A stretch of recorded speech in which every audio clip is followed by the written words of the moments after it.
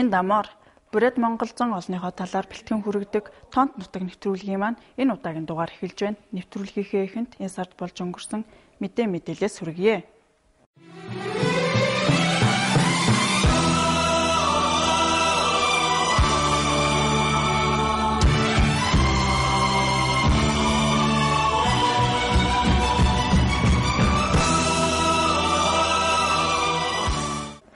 Бүрээд судлалын актимаас жил болгон зохион явуулдаг эрдэмчлэгээний баг хурал 11 сарын 19-нд болж өнгөрлөө. Энэ удаагийн эрдэмчлэгээний баг хурлаар бүрээд хэлний өчигдөр өнөөдөр маргааш сэдвээр хэлэлцлээ. ЮНЕСКО-гоос гаргасан судалгаагаар мөхөх магадлалтай 2500 хэлний тоонд бүрээд хэл орсон байна. ЮНЕСКО-гоос бүрээд хэл гэж тооцдог боловч Монгол улсад монгол хэлний нэгэн аялга гэж үздэг юм. Хурал бол олон улсын чанартай явагдаж байгаа юу гэхэд Оросын холбооны улсын эрхүү мужаа төлөөлөгч ирсэн байна. Улаан-Удэ хотоос Бурятын төлөөлөгчдийн газрын тэргүүн орлогч захирлууд нь оролцож байна. Бурят хэлний одоо өдөр буюу энэ эрдэмчлэгээний баг хурал яагаад зохиогдож байгаа юм бэ гэхэд энэ Бурят хэл маань эртний монгол хэлний хэлийг одоо хадгалсан. Өөрөөр хэлэхэд эртний монгол хэлийг энэ Бурятууд өөртөө хадгалж үлдсэн юм байна гэдэг талыг одоо их ярьж байна. Нэгдсэн үндэсний байгууллагын ЮНЕСКО-ийн байгууллагын одоо сүүлд гаргасан үзүүлэлтээр бол Бурят хэл мөнхөж байгаа хэлний тоонд ордог. Тэгэхээр энэ Бурят хэлийг одоо мөнхүүлэхгүй цааш нь үргэлжлүүлээд үр хүүхдүүдтэй өвдөж өртөөлүүлэх ийм одоо асуудал чухал юм а гэдэг одоо асуудал яригдж байна. Яагаад гэвэл энэ хэл эртний одоо монголчуудын нэгэн хэл Монгол хэл яаж хөгжиж одоо ирсэн бэ гэдгийг судалгааны нэг одоо чухал объект хэсэг гихэж болохоор байгаа. За энэ хэлэн дээр бас Монголын нууц товчоо бас бичигдсэн гэсэн тийм асуудал одоо хөндөгдөж байна. Сүүлийн жилүүдэд Бурятын засгийн газраас Бурят хэл соёлоо хамгаалах талаар нэлээд олон ажил өрнүүлж байгаа тухай дурдгдсан бөгөөд Бурят улсад чиглэсэн бодлого явуулж буй мэлрэглэн Ахмадын уулзалт зохион байгуулж улс орон даяар цацагддаг төвийн телевизүүдэд тогтмол цаг авч Бурят хэл дээрх нэвтрүүлэг явуулдаг тухай албаны хүмүүс онцлсан юм. Бурятын засгийн газрын дэргэд Бурят хэлийг хөгжүүлэх төв хорог байгуулж Бурят хэл соёлыг түгээх, дархалтыг бууруулахгүй байх талаар элээд санаа тавин ажиллаж байгаажээ. Бурятууд өөрөөрөнгөө хөвтэй, өөрөөрөнгөө соёлтой, өөрөөрөнгөө нүртэй байх гэж би санаад тэгээд энэ хэдэмжиж энэ талаар бол манай Бурят улсын төр засаг их ажил явуулдаг. Өнөөдөр сахта тэнд том нэг баяшин орсорлох дом дружбы гэдэг найрамдлыг баяшин баригдаад байна. Тэнд бол дон содорж явах гэж хэлсэн. Тренс гадна олон удаагаа Бурят хэлний баяр болдог. Тэгээд Бурят хэлний багш нарын баяр болдог. Энэ талаар бол ажил явагдана. Тэгээд өнөөдөр энэ болж ясан цугларсан зондоо сайны хургад болтон саштал энэ Бурят хэлийг өшөөдөшин дэмжийлдэг гэж гойх байна. Таны Монгол хооронд Монгол улсад болж байгаа Бурят хэлний хендерт ирээд байхдаа их баяртай байна бид. Хааншиг ажихууж байгаа бурятууд, Монголд ажихууж байгаа бурятууд, Бурят улсад ажихууж байгаа бурятууд хятадтай гэд 3 гүрнээ мэдэлд байсан бурятууд игж хамтарж уулзж Бурят хэлийг үзэж Бурят түүхээ мэдэх, Бурят ёхозамчлаа хэрэгэх, сашта Бурят зонхода Монгол туургад зонх юмдаа гэдэл Бурят Монгол ардууд игж хани барсаате сашта нэг үндхэн соёлтой ард зон нэ хэрэгэж сашта нэр 21 жилд даяаршил глобализацийн үед үндхэтэн бүхэн ард бүхэн соёлоо мэдэх би Бурят Монгол хүмби гэж хэлэх бүхий дэлхийн ардуудтай ийм арга боломжтой цаашдаа явах юмнай болдгоо гэж бүхий бурятуудтай хүсэх байна гэж. Бурят хэл дээр бүх сургалтаа явуулдаг тусгай их сургууль байгуулсан нь засгийн газраас нь хийж байгаа ажлуудын нэг юм. Түүнчлэн шин залуу үеийнхэн Бурят хэлээсээ орсоор ярилцсан газар авчээ.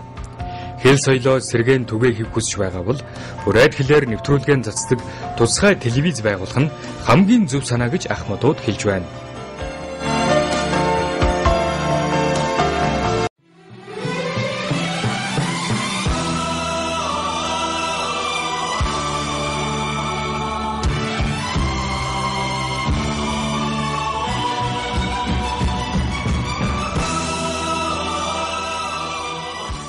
Мөн 11 сарын 19-нд Хинтээ аймгийн Дадал сумын нутгийн зөвлөл Улаанбаатар хот 100-га нутгийн уугуул иргэдтэйгээ уулзалт зохион байгууллаа. Энэ уулзалтын дараа Дадал сумын ардын авьяаснууд урлагийн тоглолтоо сонирхуулсан юм а.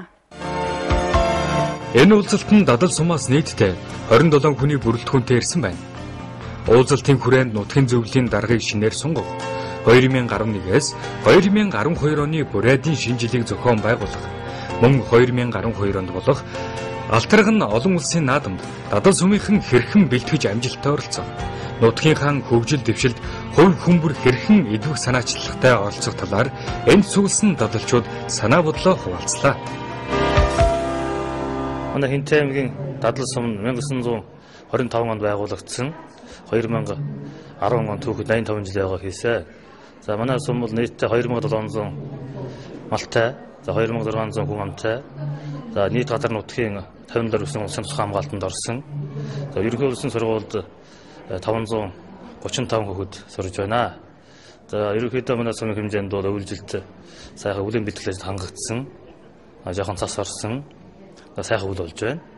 За бид энэ өвлийн сайхан урьж байгаа энэ цаг үед Улаанбаатар хот нутгийн зөвлөлийн гишүүдтэйгээ уулзаж нутгийн зөвлөлийн уулзаж зохион байгуулахаар нутгийн соёлын төвийг хамт олон зам засаг даргын бүрэлдэхүүнтэй зохион байгуулж байна.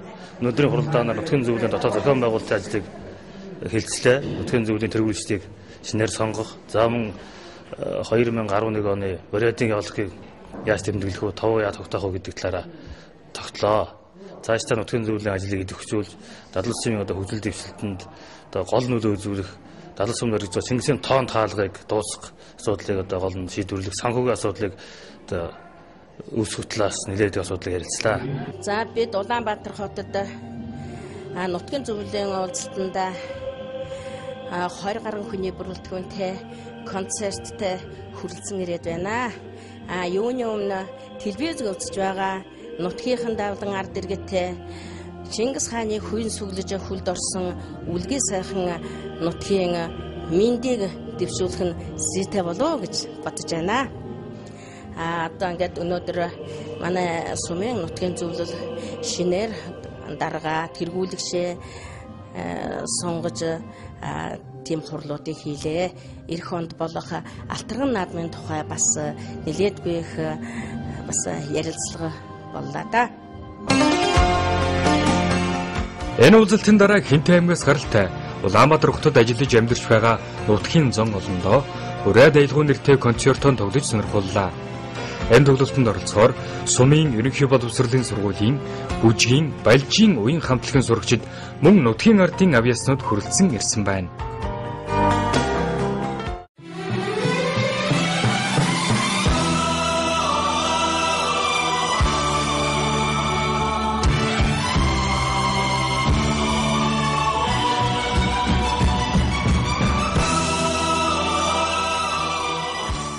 Бүх Орсын ардын уран бүтээл, уламжлалт урлаг, угсаат нийт зүүн 4-р кино наадмын шилдэг баримтат киногоор бурайдын эртний нэгэн овгийн тухай түүхэн сэдвээр бүтээсэн кино шалгарсан байна.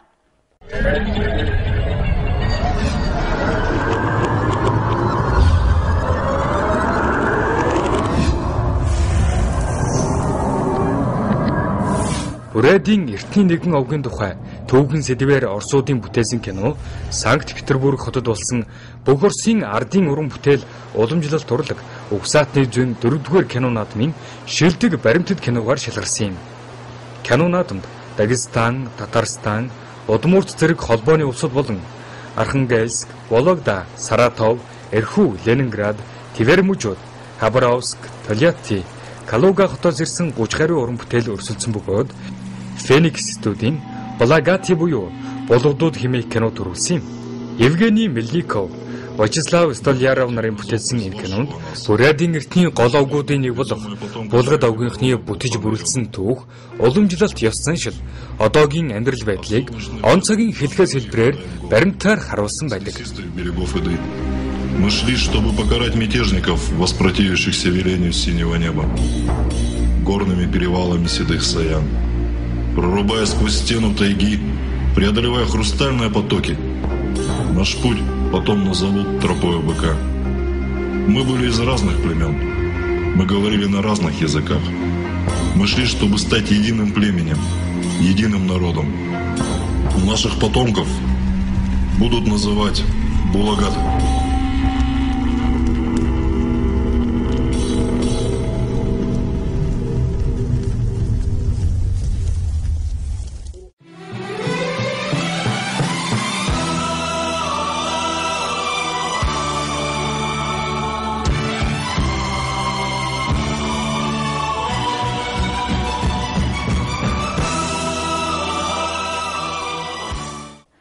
Сарын 5-нд Дорнод аймгийн Баян улс сумын нутгийн зөвлөл хуралдаж энэ жил хийсэн ажлын тайлан болон эх жилд хийх ажлын төлөвлөгөөгөө хэлцлээ.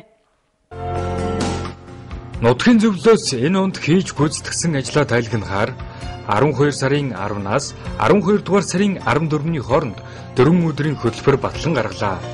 Уг хөтөлбөрт нутгийн иргэдийн уулзалт, урлагийн тоглолт, засгийн газрын ордон болон үйлдвэрүүдтэй танилцах зэргийг багтаасан байна. Мөн эх жилд хийх зорилгот ажлын хүрээнд иргэдэд жижиг дунд үйлдвэр эрхлэгтэн дэмжлэг үзүүлэх зорилгоор жижиг дунд үйлдвэрийн сургалт, бусад үйлдвэрүүдтэй танилцах ажлыг зохион байгуулахаар төлөвлөсөн байна. Манай Дорнод аймгийн Баян улс сумын нутгийн зөвлөл нь тэргүүлэгчд гэж 8 хүн байдаг. Тэгээ бид нар бол Дорнод аймгийн Баян улс сумын Улаанбаатарт байгаа иргэдийн эрх ашгийг хамгаалах, сумынхаа хөгжил бас хувь нэмэр оруулах хоёр үндсэн зорилготой. Тэгээ энэ жилийн хувьд манай хөтлөр бол 2011 оныхаа ажлыг дүгнээд 12 сарын 10-нд тайлан хурлаа хийх гэж байна. Тайлан хурал 12 сарын 10-нд 2 цагаас Төмөр замын соёлын ордонд 14 цагаас тайлан тоглолттой. Тэрнийхэд дараагийн 12-нд нэгд өдрөөс эхэлж 3 хоногийн сургалт байх. Энэ сургалт нь болохоор нутгийн бизнесмэнүүд бид нар цааш юу хийж болох вэ санаа өгөх зорилготой. Жижиг дунд үйлдвэр бизнесийг хөгжүүлнэ гэж сумын өөрөө удирдах ёсыг хөгжүүлнэ гэж ярьж байгаа. Гэхдээ тэр нь болохоор яг эдийн засгийн хувьд өөрсдөө аль болохоор бие даасан байж тэр хүмүүсийн нутгийн хүмүүсийн амьдралаа сайжирч ээж ерөнхийдөө сум хөгжинэ гэж ойлгож байгаа. Тэгээд манай энэ нутгийн зөвлөл гэдэг төрийн бас байгууллагын гол зорилго нь болохоор төрд бүх юмыг даатгаад орхих биш.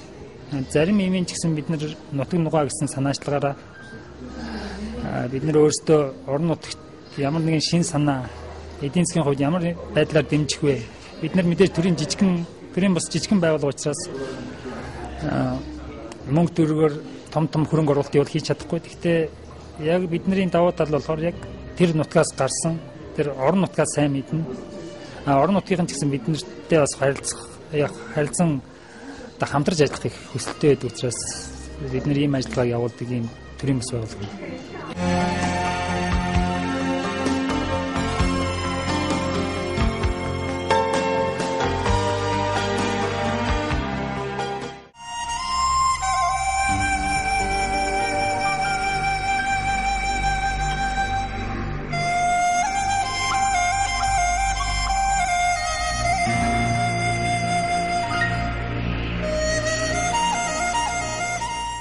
Бурят зан олныхоо ахуй байдал, ёс заншлын талаар үзэгчдэд цуврал болгон үзүүлэхээр бэлдээд байна. Энэ удаагийн дугаартаа Бурят малгай ба түүний бэлгэлийн тухай сонирхолж байна.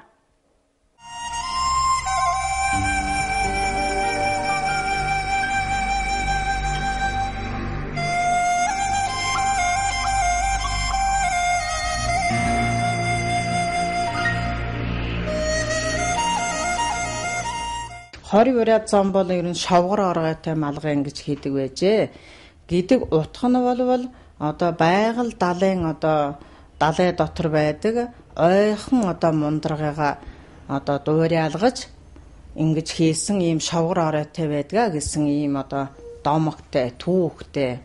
За энэ шовгор оройтой малгайныхаа дээр нь бол одоо юу яадгаа хөшил тэгээд одоо энэ тойруулсан ийм юу ойдгоо ширээс ойдог.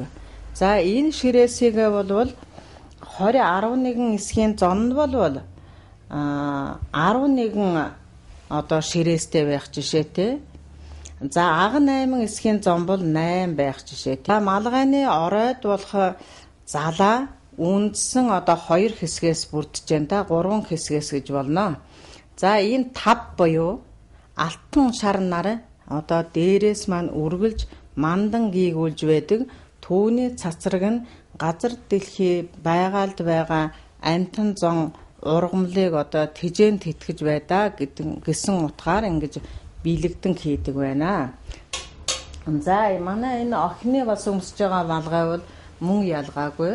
Ийм оройг бол хатуулсан, ийм хатуулаад ингээд жандаан ийм малгайтай ингээд байж байна. За малгайг бол өмсөх гэл өрөөд бол одоо ингээд зүгээр бүчлээд ингээд өмсөж болно. Урд омог хэсгийг бол эргүүлж болдог. Ялангуяа ийм төрлийн малгайг бол одоо хасавч малгай гэж хэлдэг. Хасавч гэдэг нь ямар үгээр энэ хоёр хацрыг дагсан чигвчтэй учраас энэ одоо чигвчтэй малгай чиг нь одоо бүчтэйч малгайг нь хасавчч малгай гэж ингэж нэрлэдэг. Нэрний хувьд бол за малгайны өшөөнийг дагуул хэсэг бол энэ одоо юм да даруулга юм. Даруулга одоо энэ хэсгийг хэлж байгаа юм. За бурятууд бол эртээр үеэс эхлээд одоо хувь шүрийг бол ихэд эрхэмлэн хүндэтгэж түүнийг одоо өөрийнхөө малгай тэгээ гоёлын хэсгүүдэд бол их хэрэглэж ирсэн байдаг. За энэ бол буруу зөвтэй. Энэ одоо ойдолтой хэсэг бол арт тийшээ харж байх жишээтэй. За эндээс бол энэ шар хувийг голлуулнаа. За энэ хүүхдээ юм болохоор зарим нэг нь бол унжуур энтэр нь бол одоо үеийн одоо юугаар сувдаг гэдэг те сувсуудаар хийсэн байна те. За тэгэхэд малгайны дэнз бол мэдээж тэр хүний зэрэг твийг илтгэдэг. За таашаа гулва гэж байгаа юм л да тий. Тухайн үеийн одоо төр засагт ажиллаж байсан одоо эрхмүүдийн зэрэг твийг илэрхийлдэг байжээ гэж. Тэгэхээр одоо түүний одоо эрдэнийн чулуу ямар одоо чулуугаар хийгдсэн байна. Түүгээр түүний зэрэг твийг ойлгож болно гэх жишээтэй. Ийм нандин юмнуудыг хэрэгэлдэг байжээ. За энэ үүсний уутыг бол одоо үсээ гөрөөд дотоор нь шургуулад ингэж хийдэг. За хийгээд энэ үүснийхээ уутыг тогтоохын тулд одоо энэ туйв гэж ийм юмыг боодог. Энэ туйв нь бол одоо эндээ их олон ороож боохоор урт тийм одоо нарийнхан сур байсан. Тэгээ сураар ингээд гизэг руугаа ингээд сайхан боодог. За туйв нь бол их сайхан энэ замдан модоор хийдэг. Одоо замдан мод бол одоо сайхан анхлын үнэртэй.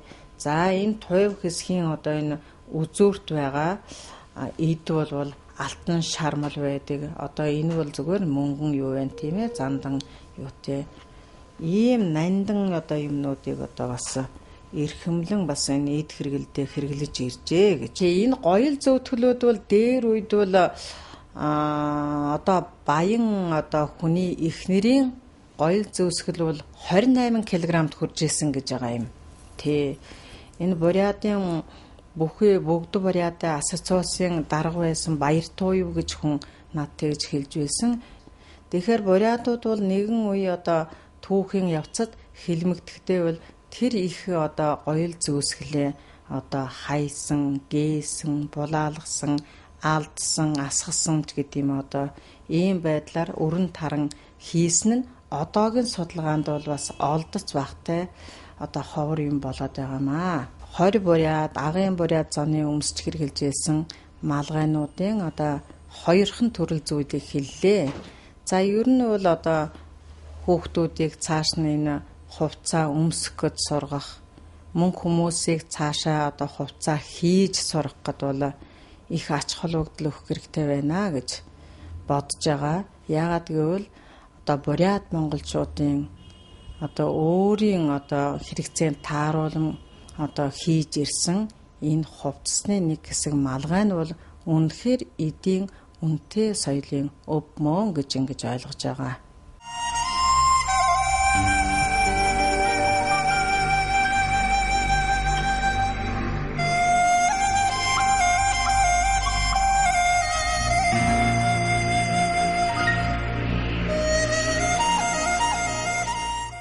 Бурайд зан олныхоо түүх, өв соёлыг хадгалж хамгаалах, хойч үедээ өвлүүлэн үлдэх хүсэл зорилготой залуучууд төрийн бус байгууллагууд үйл ажиллагаагаа явуулж байна.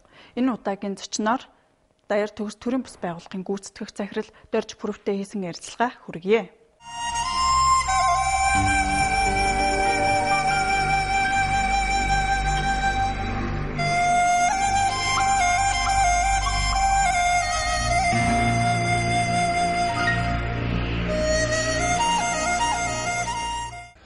Манай байгууллага 2006 онд байгуулагдсан. Тэгээд гарам гээд ахтайгаа нутгийн ахтайгаа нийлээд ингээд хоёулаа Бурайдынхаа талын хэл соёл, урлаг тэр талынхаа ерөнхийдөө дэлгэрүүлэх, шин шатанд хөгжүүлэх ч гэдэм үү. Тэр талаар их илүү санаа тавьж бид хоёр бас залуучдыгаа бас нэг Бурай залуучдыгаа энэ тал дээр уриалгах, нэгтгэх тэгээд бас энэ тал дээр залуучууд маань ч гэсэн бүгдээрээ санаа тавьдаг байсаа гэдэг үднээс ингээд 2006 оноос эхлээд үйл ажиллагаагаа явуулж гисэн. Тэгээд Бурайдынхаа талын залуучуудын тэр талынхаа чиглэлийн үйл ажиллагаа бол 2007 оноос яг эрчимтэй үйл ажиллагаа явуулж гисэн.